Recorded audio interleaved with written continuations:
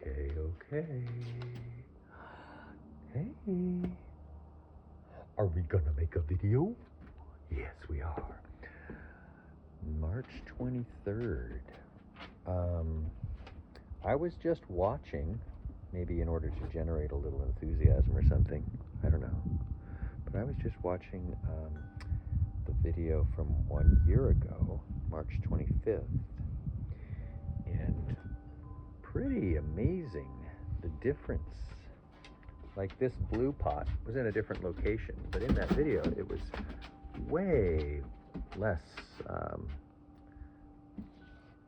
fecund, less ebullient. And it's just this crazy warm winter we've had. Super warm January, February. Look at this wonderful, huge pot now reclaimed from that mess that you can see by going back and looking at that March video. I don't focus on it because it was just pretty ugly, but what a much more excellent use of possible space here. And it's going to keep going. There's going to be 6 more months or 5 months of goodness here. The lilies are going to come in. Probably going to plant some hollyhocks, or maybe try to tuck a dahlia into the middle of that to get some late summer action there. I don't know. But I'm pretty stoked. The daylilies were one huge example. This pot, you can see that in the March 25th video from last year. And these things were tiny. They were the size of they were like 4 inches, you know, each one of them. So, most auspicious, yes. Oh. And so many daffodils right now out here. We'll go down and take a closer look. They look best from lower down there, looking back up at the house. And all the giant hyacinths are in along the base of that little blue wall down there. We'll go see that stuff. Yes, let's do it. Okay, stepping out the east door. My blueberry is gonna have a great year. I gave it a good pruning. I think I already said that in the last video, which was about a month ago. A month and a few days, February 12th maybe. Yeah, crazy year. Like the honeysuckle, for example. The density of leaves on this compared to last year's video is wild. Huge difference. All this little stuff in here, there's a lot of fun stuff. I really sort of took charge of this area. Not much to point out now, but we'll keep an eye on it over the coming months. It's going to be satisfying and gratifying. Yeah. Interesting to see that all the crocus, because of that early warm January and February, all the crocus that had been planted like a year prior, for example, they all got to open up and have a whole early display, right? And we caught a lot of that, I think, in that video from last month. But I also planted quite a few new bulbs this last fall, or winter technically, probably December. That's how I usually do it. I just put everything off. And those ones are getting a chance to do their thing now with this little unexpected couple of days. The forecast a week ago did not provide for this nice little respite of sunshine that we've had yesterday and today. And we're going to get another 2 or 3 days of it after a couple days of rain. Excited for that. Big changes in here among these tulips. You can spot them. Let's see. That's the big mama. That lily was the size of like a very large grapefruit, like redonkulously huge. And there's about 40 or 50 lily bulbs, a mix of Asiatic and Oriental in here. So that patch is going to be really enjoyable for a much longer period of time. We've got another nice development along here. I don't remember. I must have planted these, I guess, last winter. What I'm talking about is all the Chionodoxa in here. Those are these mostly violet lavender, I guess. I don't know what you call it, that particular blue. The Cheonodoxa are in blues and whites and pinks. And, sometimes there's more pink ones, and sometimes there's just more blue ones, and it's just random luck because I buy them in a mix, so I don't know which colors are which. But they're coming in fantastic this year. I really like the way they complement the daffodils. Oh yeah, look at this. First buds on the wisteria and the kiwi with the leaf buds busting out all over. I also added a bunch, like 200 or 100 something, a whole bunch of daffodil bulbs into this triangle here where there had been previously only tulips, which were not doing super great. The tulips, once again, they seem to be an interesting deal where you get certain varieties, and I guess you don't really know, unless you probably could promptly haunt like the Reddit groups or Dave's Garden or whatever and find people in the Northwest who could tell you which varieties of tulip will naturalize here in the Northwest. This is another extreme difference to compare the show here of this pot, this big pot, which this is its second year now. And in March of last year, the same time as now, roughly, it was just scanty. You can see in here, if you have an eye for it, I notice how with all these plants, you kind of have to put on a certain pair of goggles, and then all of a sudden you just see lots of them. But like, there's lilies in here. There are so many lilies. All these little sort of small straggly ones, like these all actually are along the very edge. Those are actually lilies coming up. And those are the byproduct of the bulblets that are formed around the big ones. There's a big one. And, these little guys probably won't even have any blooms this summer. But maybe they will by next summer. And that's life. Yeah. My daffodils kind of everywhere thing is coming along. There's probably 15 or 20 little, what I like to call smatterings of daffodils. Really grateful to myself for making the choice last fall and winter to climb up here and plant, a few hundred of these daffodil. They're in a great spot for that. This is a really good spot for them. They're going to thrive, and they're going to naturalize and multiply, and next year there'll be twice as many, and next year there'll be twice as many. I know, right? How cool is that? I really like these guys with the big, long cups. Classy. I think this is Camassia coming up. I'm not sure. I would guess maybe, probably, I don't know. We'll take a wait and see approach on that. This bed is going to be super fantastic this year. Very excited. Lots of little additions. I don't even remember what they are, but we'll see, right? What do we got over here? We have Clematis Heaven. The Clematis are so happy right now. And they're sharing soil space with Cheonodoxa, which is easy for them to do because the Cheonodoxa just live up on the surface in the top couple inches. And that way the Clematis get free reign of all the soil below to establish their big, elaborate network of roots, man. Here's another excellent example of the crocus bulbs that I planted this last December, right? I really like this combination of just the yellow and purple together. A few daffodils around the edge. This is a brand new pot. It's got a clematis in the center that's gonna bust out and cover this portion of the fence.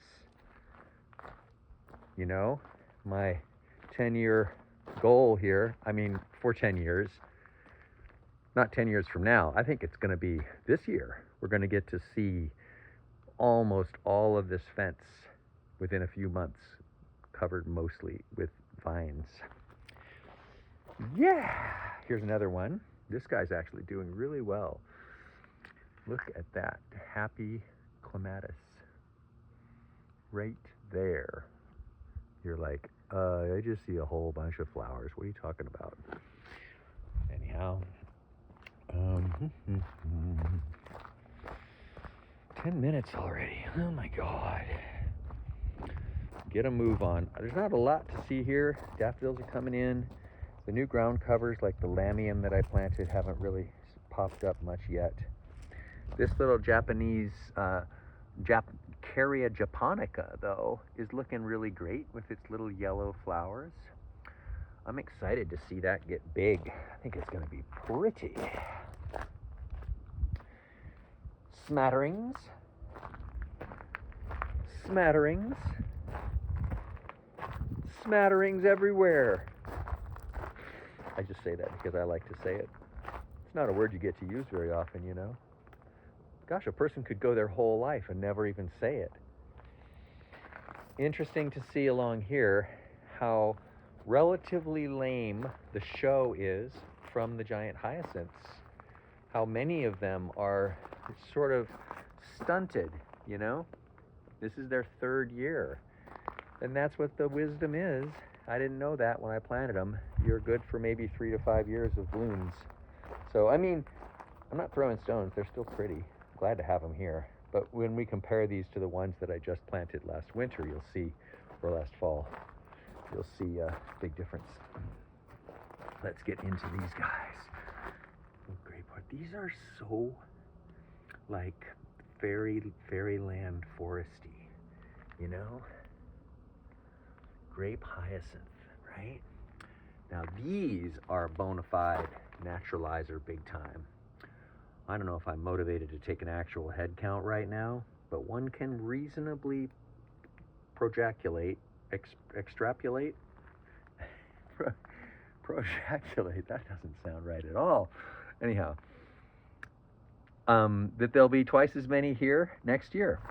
And then there'll be twice as many of that the next year. And it'll be within 5 years or so, you'll get to see something close to just a solid blanket of these little purple fairy clusters.